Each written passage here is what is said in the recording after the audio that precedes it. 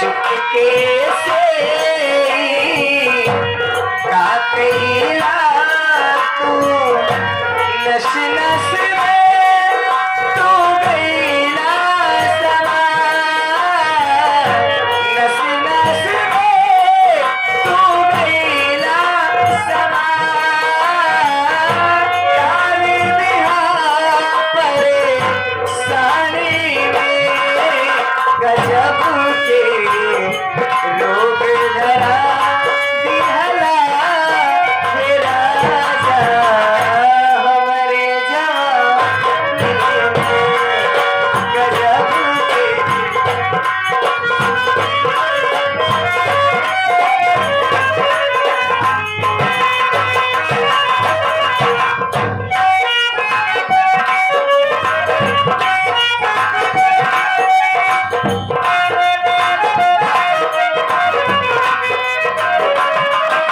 लागल बटोरा से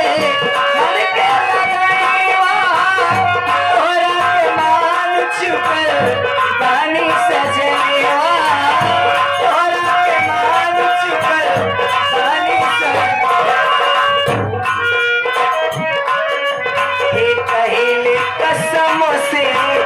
जची गईलू तू दिलवा के भीतरी बस गईलू तू कबले मन साबे बुरा कबले मन साबे बुरा तेरे जिंदगानी गजब के लोग धरा दिहला हमरे जवानी में गजब के हमरे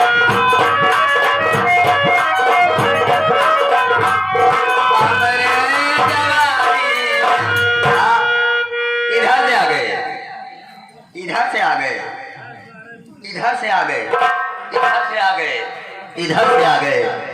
फौजी बीड़ी वाले फौजी बीड़ी फौजी बीड़ी फौजी बीड़ी सारी बीड़ी छोड़कर फौजी बीड़ी के पास आप लोग जाइएगा और का ये 51 रुपया हमारे लिए दिए हैं 51 रुपया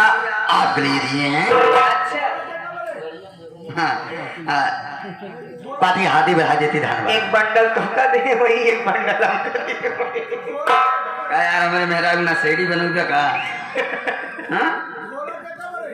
झोला झोला हमारे भरे थे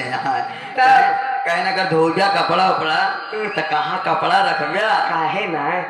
आजकल कपड़ा बहुत लेते ही ना हम एक एक से